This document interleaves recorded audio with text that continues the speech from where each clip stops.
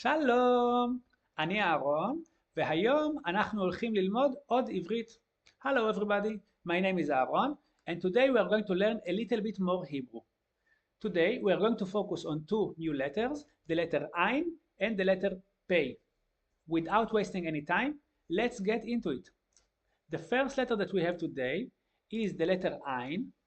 The letter Ayin looks a little bit like the letter Y in English, but it's a little bit different as well. The letter Y will have this small half circle at the top, but the letter Ayin is actually constructed out of two lines, the big one and the smaller one. The letter Ayin as a sound is creating the same thing as the letter Aleph. Historically, the letter Ayin should be a bit more throaty, whereas the letter Aleph is a little bit softer. But for us, modern day speakers, it doesn't really matter. We can refer to the letter Ayin the same way we refer to the letter Aleph. So when I try reading the letter Ayin, I should just pronounce the vowel that I have paired with this letter. Let's test out our memory for a little bit and see if we can pair up the correct vowel with the letter Ayin to create the following sound. If I want to create an A sound, what should I pair up with the letter Ayin? In this case, I would use a kamatz or a patach to create this A sound. If I want to create an E sound, I take the letter Ayin and I should pair it with the chirik or the chirik maleh, adding a yud next to the letter Ayin. If I want to create an A sound, I will take the letter Ayin and I will pair it up with the segol or tzere. I prefer the segol, no real reason.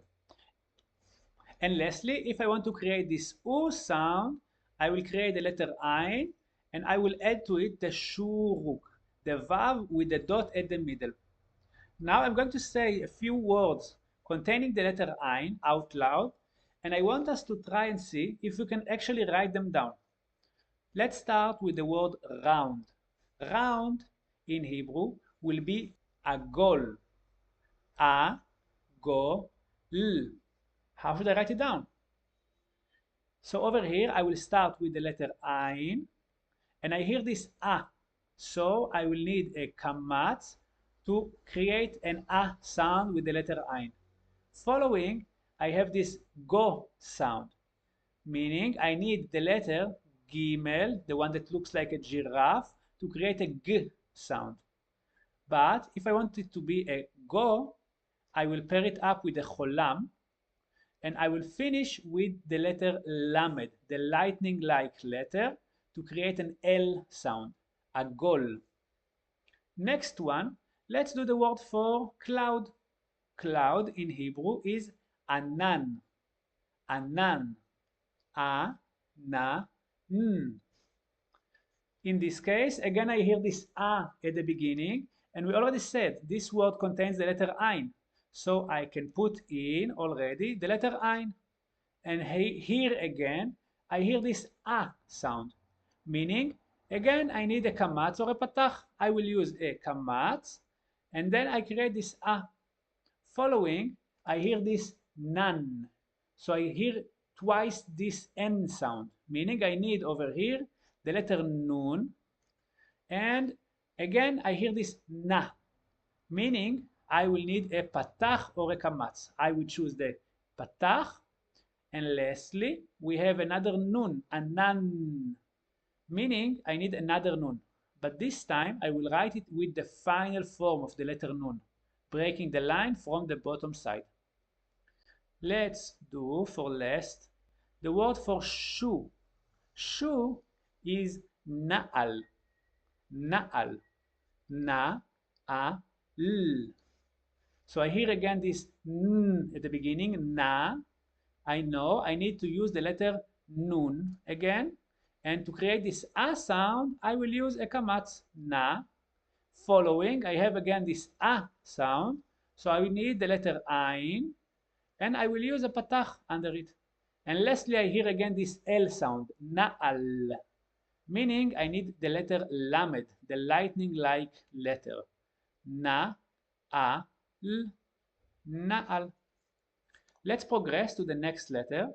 The next letter is the letter Pei, And as we can see, the letter P has two different forms, the P and the Fe. And this is not something new. We already saw it with the letter Bet and Vet, having the dot inside or not, and Chaf and Kaf, Chaf without the dot and Kaf with the dot inside. And now we can see it again with the P and the Fe. When I have the dot inside, it will be a P sound, and when I don't have the dot inside, it will be an F sound, F. A really nice note that we can take is that the letter F looks like a face. So I have this profile of a man and I have the nose, creating this face-like picture. So the letter F will just be the actual letter without the dagesh. And then when I take this face and I stuff a P inside, so the face are eating P, it will become a P sound. Now let's test ourselves for a little bit. If I want to create a fa sound, what should I do? What should I take? Should I take the letter P or should I take the letter Fe? In this case, I hear an F at the beginning, fa, meaning I need the Fe without the dagesh inside. To create the A sound, I will use the kamatz. I can also use the patach. If I want to create a P sound, should I use the Fe or the P? In this case, of course, I will take the P, creating this P sound, and I want to create an E. So I will use the segol for it. Next, again, I have a fa, Fe or P. Of course, Fe, adding a kamatz this time. Lastly, I want to create a Fi. Should it be a P or a Fe? Again, a Fe for the F, and I want to create this E next to it. Using the chirik or the chirik male is the only solution for us. Looking at the words under, איפה יש לי pay or fay? Where can I find pay or fay in these words? When looking at these, I see pay on number 2, I see pay on number 4, and I see fay on number 3. And then you might wonder and tell yourself, hey, this is a little bit different than the other pays. The reason is that this is the final form of the letter Fei. When I have those letters at the end of the word, they will break the line from the bottom side, like we already saw with other letters as well. Now, let's see if we can read those words. On word number 2, I can see that this is the letter Pei, and it's connected with the kamatz, giving me an A sound. So together it will be a pa. And following, I see the letter chet, giving me this ch sound. Together, pach. Pa, ch, pach. Let's look at number 4. In number 4, I see again the pei with the segol, giving me a pe sound. Following with the, again, this lightning strike letter, giving me an L sound.